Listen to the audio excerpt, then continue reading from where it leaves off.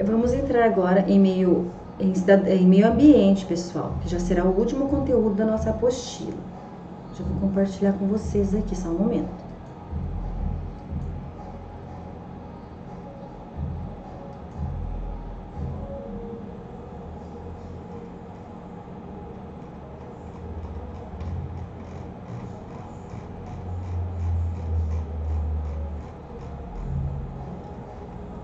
Aqui, meio ambiente, ó.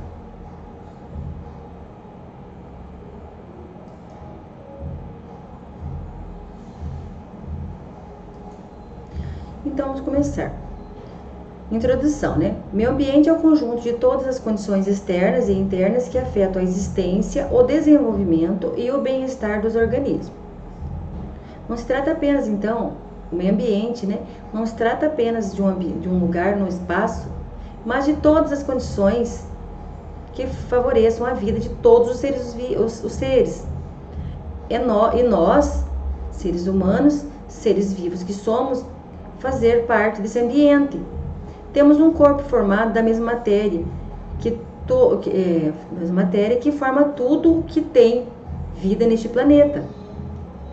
Como as plantas e os animais, nós nascemos, nós crescemos, nós atingimos um máximo de desenvolvimento e dentro da nossa espécie, depois de começarmos então a envelhecer, morremos e perdemos a forma que nos distinguia. Quanto aos elementos da natureza, é íntima a relação deles conosco. Além de sermos feitos de vários deles, né? Alguns são vitais para a nossa existência, como a água, o ar e as plantas. Outros aspectos do ambiente também exercem influência sobre nós, como o clima e a paisagem. O que nos diferencia dos outros seres é a consciência, é a capacidade de refletir, de julgar e de alterar profundamente o ambiente natural. E é essa condição, então, essa consciência, essa capacidade de refletir, que nos dá a condição, nos coloca em uma posição de como recuperar. Temos, então, a chance de assumir a atitude de cuidar da Terra, do planeta Terra, né? E nós somos a única espécie que pode fazer isso. Aí nós temos assim, agora falando, né? Nós temos a legislação ambiental, a legislação ambiental temos os crimes de trânsito, que cuida sobre crimes ambientais, crimes contra a fauna, contra a flora, contra os crimes ambientais. Fala assim, a lei de crimes ambientais é uma ferramenta de cidadania. Cabe a nós, cidadãos, exercitá-la, implementando a lei, né, no caso, dar-lhe vida, por em prática, por meio do seu amplo conhecimento e da vigilância constante. Agora aqui, né, o IBAMA, o IBAMA é o Instituto Brasileiro de Meio Ambiente e dos Recursos Naturais Renováveis. É responsável pelas normas e padrões relativos à conservação do meio ambiente. Já o CONAMA é o Conselho Nacional do Meio Ambiente, então ele vai ser o órgão que determina os limites de emissão de gases, como as fumaças e ruídos de veículos automotores. E o objetivo fundamental das leis ambientalistas é a preservação da vida humana, levando em consideração a qualidade de vida. O IBAMA e o CONAMA, isso aqui são conteúdos de prova, tá, pessoal? Agora aqui tá bem coisinho, deixa eu ler o que tá escrito aqui, só um momento. Não dá pra ler nunca. Ah, sim, poluição do ar. Eu enxerguei. Aqui tá escrito poluição de ar. São 3 agentes poluidores, né, que ocupam o primeiro e o segundo lugar. O primeiro vai ser o veículos, automóveis, e o segundo as indústrias. Então, entende-se por poluição do ar o teor excessivo de substâncias estranhas à composição natural da atmosfera, e nela misturado o suspenso, que pode prejudicar o bem-estar e a saúde e os bens. Bens, vamos falar de imóveis aqui, né? Veículos. A poluição do ar, ela ocorre com maior frequência nos meios urbanos, pois é nas cidades que se concentram um número maior de pessoas, de carros e também de indústrias. Então, aqui o primeiro agente seria esse, o primeiro lugar seria os veículos e o segundo lugar as indústrias, no caso de agente de poluidor. O efeito estufa, então, é um fenômeno natural de extrema importância para a existência de vida na Terra. E ele é responsável por manter as temperaturas médias globais, possibilitando o desenvolvimento dos seres vivos. Entretanto, esse veículo tem sido agravado pelo excesso do gás carbônico na atmosfera, provocado pela queima de combustível e também pela poluição industrial e pelas queimadas, entre outros. E essa grande concentração de gases dificulta que o calor, seja devolvido para o espaço, aumentando as temperaturas do planeta. A função da camada de ozônio ela é muito importante, porque ela filtra os raios do Sol, controlando sua entrada e seus efeitos, uma vez que determinados raios solares, determinados raios ultravioletas, fazem muito mal aos seres vivos, né? Sobretudo ao homem.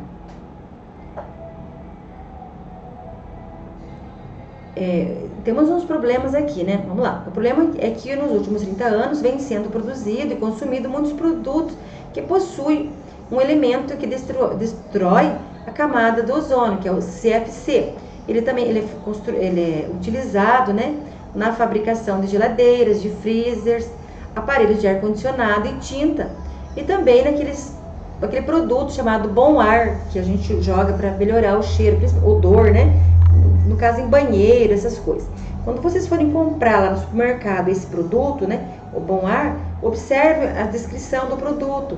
Se tiver escrito assim, este produto contém CFC, então você não compra este produto, você procura uma outra marca.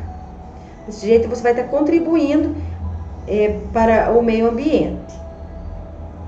As consequências disso podem ser desastrosas, como o aumento do número de casos de câncer de pele e alteração na reprodução vegetal, diminuindo a quantidade de alimentos.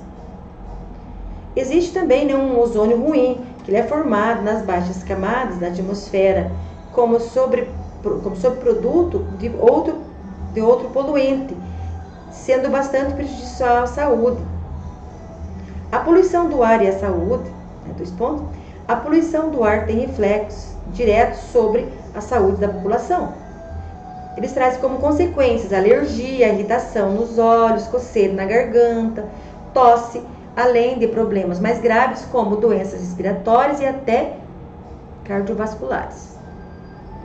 Em muitas cidades, né, vamos pegar como São Paulo, é comum ocorrer no inverno um fenômeno conhecido como inversão térmica, que é quando uma camada de ar quente se sobrepõe à camada de ar frio próximo do solo, impedindo que o ar se dissipe.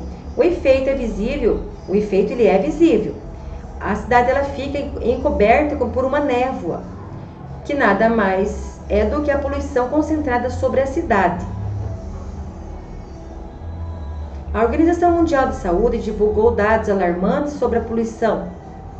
Diz assim que 92% das pessoas do planeta eles vivem em lugares onde a qualidade do ar está fora dos padrões e que 6,5 milhões de mortes são atribuídas à contaminação do ar. Os veículos correspondem a cerca da metade das mortes, né, causadas pela emissão das partículas tóxicas no ar, não podendo penetrar profundamente nos pulmões, que podem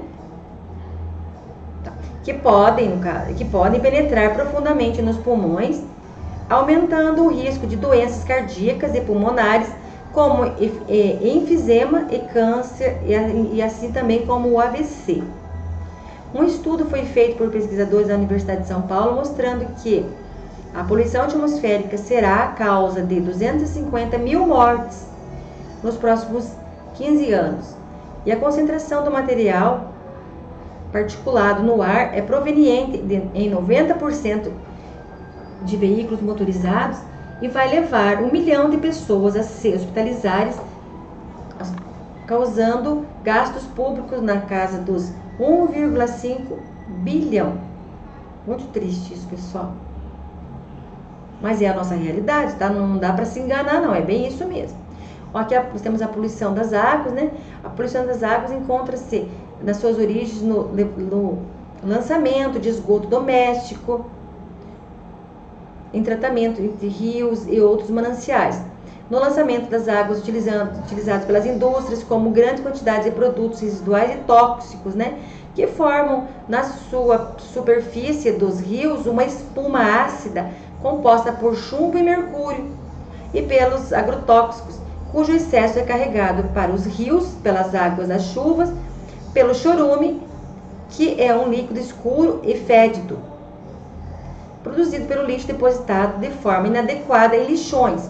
E esse chorume infiltra-se na terra, atingindo os reservatórios de água do subsolo, chamados lençóis freáticos.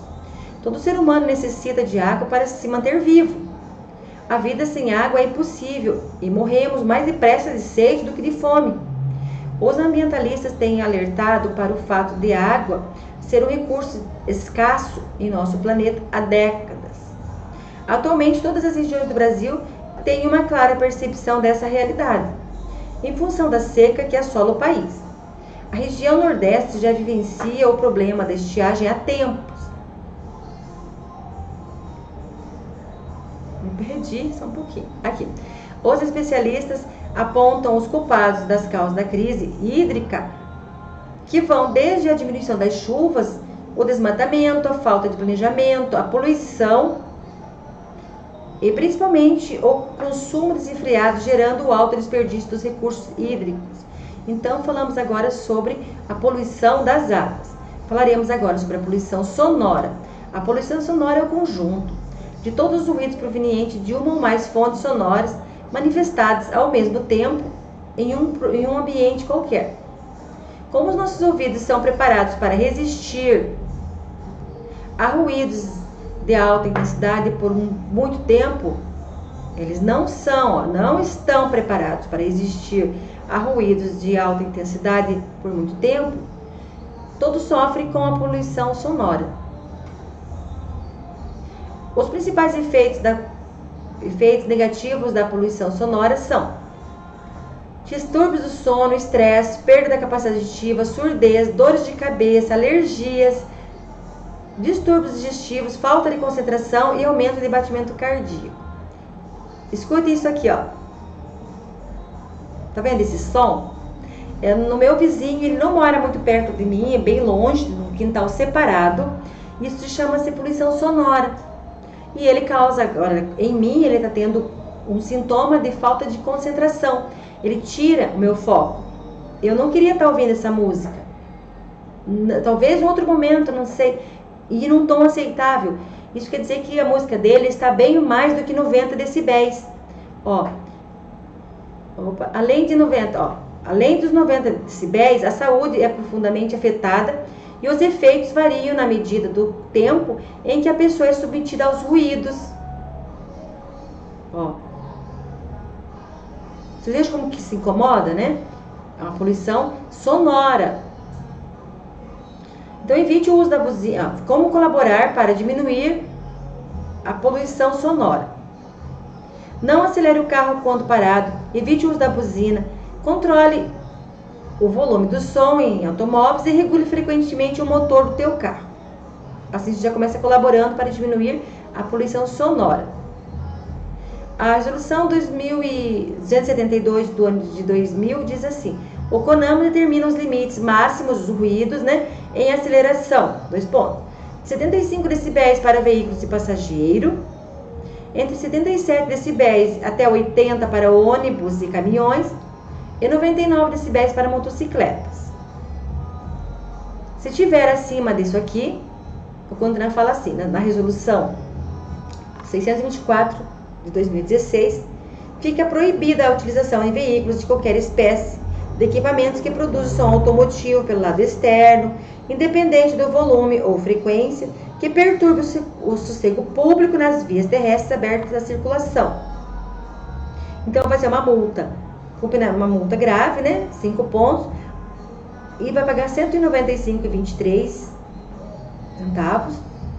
E a medida administrativa vai ser a retenção do veículo para regularização.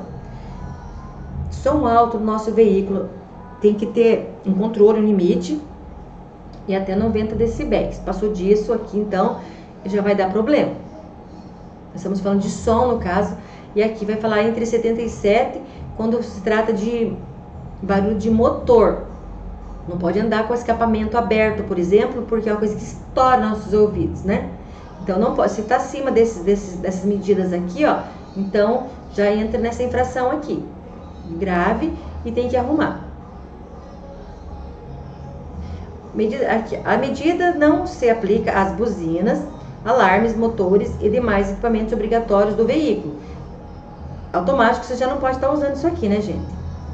Também não é válida para os veículos prestadores de serviço, como emissão sonora de publicidade, divulgação, entretenimentos e comunicação, além de carros de competição e entretenimento público, desde que estejam autorizados por órgão ou entidade competente. E tem que respeitar um horário também. Não pode pegar 10 horas da noite e sair fazendo, divulgando aí, um carro de som divulgando informações, tipo, vai ter show de não sei o que, vai ter festa não sei aonde, né? Ou ainda que vai, tipo carro que vende gás, moto também, né? Não pode passar, à noite não pode. Precisa de licença, tá, pessoal? Vamos trabalhar ainda falando de poluição, agora vamos trabalhar da poluição das vias no trânsito. As poluição das vias de trânsito, além da poluição que sai pelo escapamento dos veículos, existe ainda outro tipo de poluição, que é no caso que os condutores e passageiros frequentemente atiram pela janela. São lá as embalagens, as pontas de cigarro e outros objetos indesejáveis que sujam as vias públicas, os rios, os lagos e o mar. Tudo isso pode ser evitado com uma medida muito simples. Sempre que viajar de carro, ônibus ou qualquer outro meio de transporte, carregue consigo um saquinho plástico e guarde nele todo o lixo produzido no trajeto. Quando chegar a seu destino, você poderá descartá-lo convenientemente em contêineres de reciclagem ou até de cestos de lixo. Para evitar a contaminação, alguns materiais necessitam, de locais específicos para serem descartados. E o local dos lixos hospitalares, por exemplo, que oferecem risco de transmissão de doenças, temos de bactérias, de doenças. Aí também tem que saber descartar as baterias de celular, que em função da sua radioatividade é muito importante pôr no lugar certo.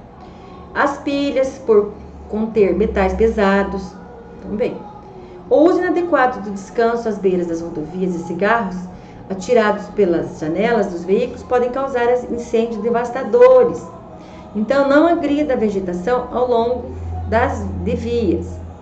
E eu tô falando aqui agora, deixa eu ver se vai ter mais uma coisa, não. Eu falei para vocês, então, sobre 4 tipos de poluição. As vias de trânsito, falamos sobre a poluição sonora, a poluição das águas. E tem mais uma aqui, que é a poluição do ar. São 4 tipos de poluição que será cobrada na prova.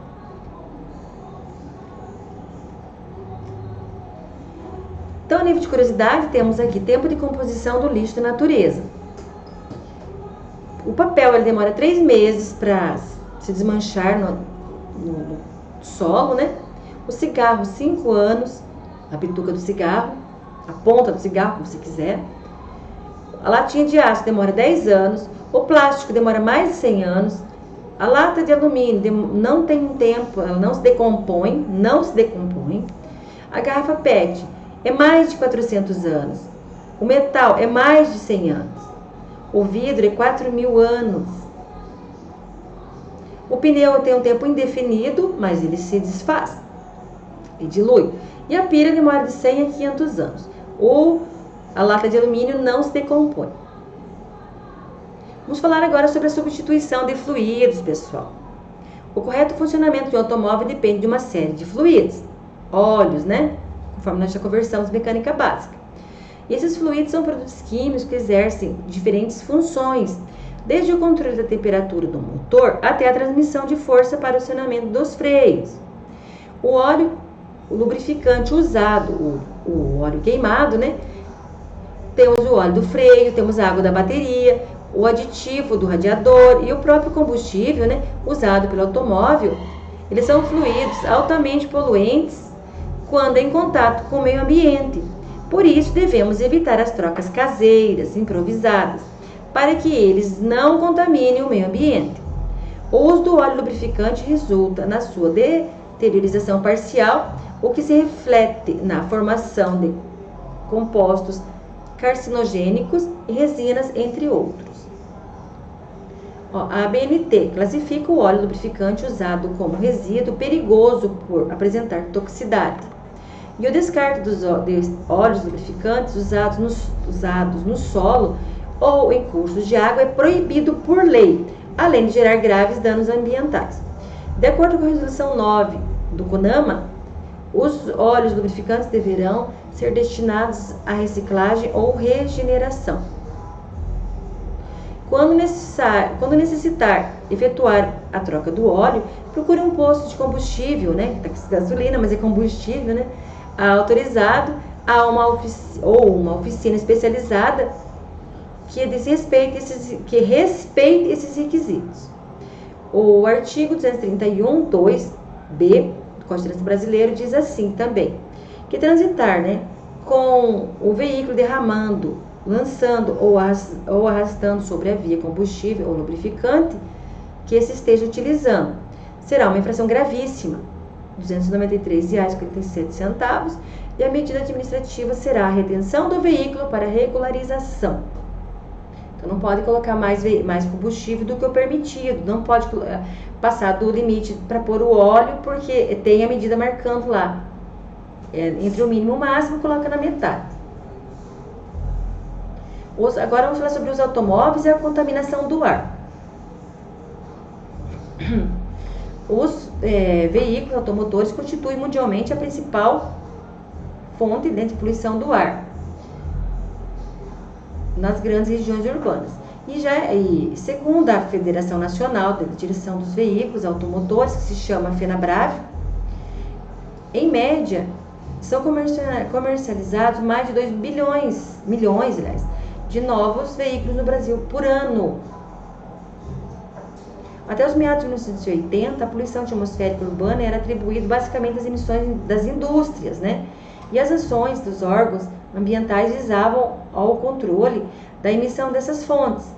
Mas com o rápido crescimento da frota veicular, verificou-se a enorme contribuição, no caso dessa fonte, na degradação da qualidade do ar, principalmente nas regiões metropolitanas do país. Quer dizer que aumentou o número de carros, de veículos, né? E assim sendo, os veículos são a principal fonte de poluição. E a segunda principal fonte será a das indústrias, das fábricas. No Brasil, então, foram adotadas, né, várias medidas para conduzir os níveis de poluição veicular. E merece destaque a iniciativa do CONAMA, que constituiu o Programa Nacional de Controle, né, de Poluição por Veículos Automotores, que se chama PROCONV. Então, o PROCONV, né, por meio da resolução número 18, o PROCONV estabeleceu como objetivo principal a redução da emissão de poluentes por veículos automotores nacionais e importados. A resolução foi ratificada pela Lei 8.723, né? Mas agora, em 2002, foi criado um programa de controle de poluição do ar por motociclos, para motocicletas também, e veículos similares. E ele teve o nome de PROMOTE. Então, o PROMOTE, com o objetivo de complementar o controle do PROCONV e contribuir para a redução da poluição do ar proveniente das motocicletas. Então, agora o PROMOTE, ele veio complementar essa lei aqui, essa resolução, que aqui só cuidava dos veículos. Aí o PROMOTE veio para cuidar da parte das motos. Então, ele trabalha em parceria. Agora, os dois cuidam da parte dos veículos e também dos motociclistas. O Procombi também possibilitou o desenvolvimento tecnológico dos veículos, permitindo a introdução do uso do catalisador no Brasil a partir do ano de 92. E com essas medidas, a qualidade do ar tem melhorado nos últimos anos, mas ainda não é o suficiente para conter o efeito negativo de uma frota de veículos que não para de crescer. Em muitas cidades, o número de automóveis já é tão grande que eles passam da maior parte do tempo presos, em longos congestionamentos, o que contribui para aumentar ainda mais as emissões. Agora aqui, como no caso detectar um veículo poluidor. Já conversamos em mecânica básica sobre isso. A fumaça preta saindo do escapamento dos veículos significa um motor desregulado. No caso, há uma entrada maior de combustível do que o necessário e, consequentemente, uma queima imperfeita. Há o desperdício, então, do combustível e maior taxa de poluição. O veículo, quando está com o motor desregulado, emite gases e ruídos em níveis superiores ao fixado pelo CONTRAN. Por isso, verifique se a regulagem do carburador ou injeção eletrônica, como a bobina, ignição eletrônica, distribuidor, velas, filtros de ar, escapamento, etc., evitando assim multas e aborrecimentos, No artigo 231.3 do Código de Trânsito Brasileiro diz assim: transitar com o veículo produzindo fumaça, gases ou partículas em níveis superiores aos fixados pelo CONTRAN é uma infração grave, 195,23, e a medida administrativa será a retenção do veículo para regularização.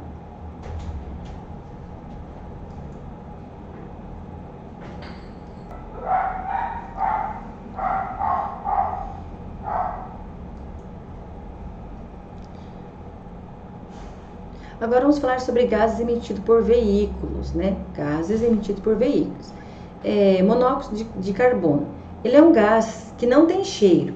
O monóxido de carbono é um gás que não tem cheiro, não tem gosto e ele é incolor, sendo difícil sua identificação pelas pessoas.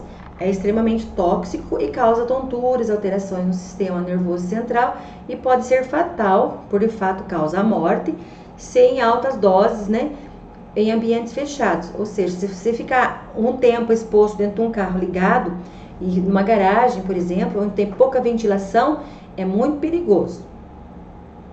Então, monóxido de carbono, temos os aldeídos, que são emitidos pelos veículos movidos a álcool. Temos a diazina, que é um gás emitido pelos veículos movidos a óleo diesel. E também temos a fumaça preta, que ela é emitida pelos veículos movidos a diesel, constitui-se de partículas de fuligem.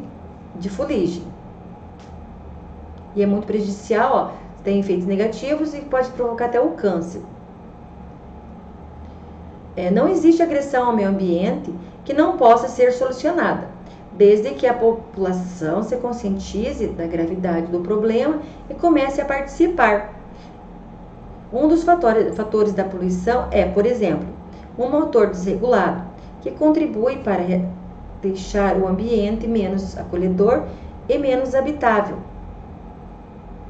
Sendo a poluição uma forma de agressão humana ao ambiente, é necessário rever nossos valores e experiências com a finalidade de busca de um mundo melhor e uma vida mais saudável. Vamos trabalhar agora com chuva ácida, Essa chuva ácida, ela já até escrevi que já provoca corrosão na lata do carro, na lataria do carro, Então, a chuva ácida ela é um problema ambiental muito sério da atualidade, causado, então, pelos gases tóxicos liberados na queima de combustível, como o carvão e o petróleo. Depois que as chaminés das indústrias e os escapamentos dos carros despejam no ar a sujeira da combustão, uma parte da poluição reage com o vapor da água, e outros componentes da atmosfera.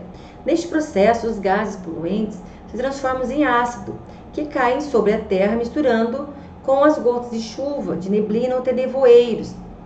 Na última década, né, a adoção das medidas anti-poluição amenizaram o problema. Em primeiro lugar, os combustíveis foram purificados e hoje, né, não contém dióxido de enxofre, um gás que origina o ácido sulfúrico da chuva ácida. Em segundo, as indústrias instalaram filtros, né? E por último, a maioria dos veículos já tem catalisadores que reduzem a poluição da queima dos combustíveis. A chuva ácida, ó, as chuvas ácidas, elas agridem as florestas, mata a vida aquática e torna solos improdutíveis. A acidez ela é tão poderosa que rompe as camadas de proteção das pinturas dos carros, fazendo as carrocerias ficarem enferrujadas. No solo, a chuva ácida dissolve os principais nutrientes das plantas e os carrega na enxurrada. Em contato com a vegetação das florestas, reduz a capacidade da árvore de obter energia por meio da fotossíntese.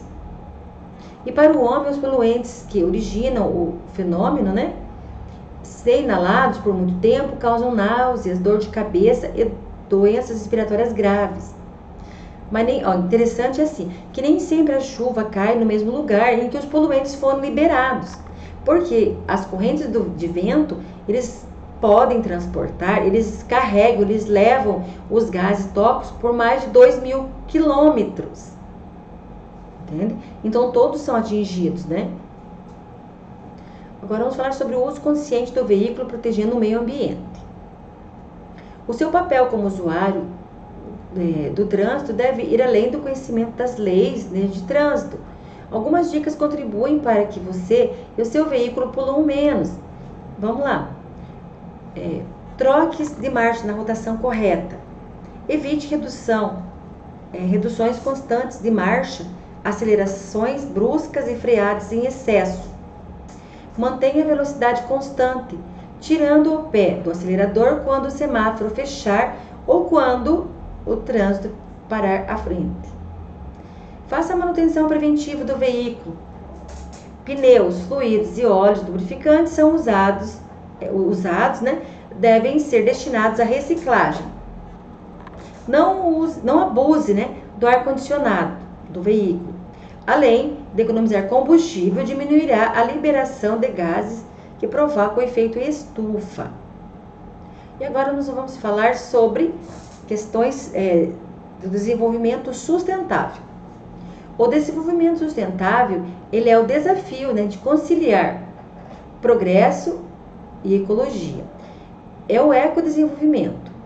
É aquele desenvolvimento que atende às necessidades da geração atual, sem comprometer a sobrevivência das gerações futuras. Uma das chaves do desenvolvimento sustentável é a educação ambiental. Essa educação ela deve basear-se no fato de que a biosfera se relaciona ao solo, à água e ao ar, tem capacidade limitada e que as ações do homem podem acarretar modificações nefastas à saúde, à segurança da população e devem garantir os elementos necessários à sobrevivência da geração seguinte. O homem tem o direito fundamental à liberdade, à igualdade e ao desfrute, né, de condição de vida adequada, em um meio ambiente de qualidade, tal que lhe permita levar uma vida digna e gozar do bem-estar, tendo a solene obrigação de proteger e melhorar o meio ambiente para as gerações presentes e futuras. Isso que vai estar escrito na primeira Conferência Internacional para o Meio Ambiente. Aqui nós vamos ter então agora as questões com perguntas e respostas do meio ambiente. Ajuda bastante vocês, né, na hora de estudar para a prova. Estudar para a prova, está aqui a pergunta e resposta. Tá? Então aqui concluímos o último conteúdo, né, da apostila, do material de apoio que foi proposto pelo CONTRAN, assim cumprindo nossa carga horária de 45 horas aula. Agora sim, como já foi cumprido o protocolo aqui, vocês já estão liberados, né, da carga horária para marcar a sua prova, né? Você marca, ou no caso, você conversa lá na sua CFC, Centro de Formação de Condutores, para que eles tomem as providências devidas, né, para o próximo passo, que vai ser a prova teórica. Desejo a vocês sucesso, que dê tudo certo, que vocês sejam ótimos e excelentes condutores, né, direção defensiva, e além de, se não puder gabaritar, tire o máximo que você puder, acerte o máximo que você puder das questões que serão a partir de 21. Se você acertar 21 questões numa prova que terá 30 questões, você já estará aprovado.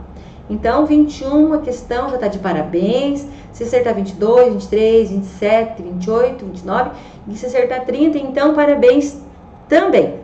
Mas acertou 21, tá de coração, meus parabéns para vocês.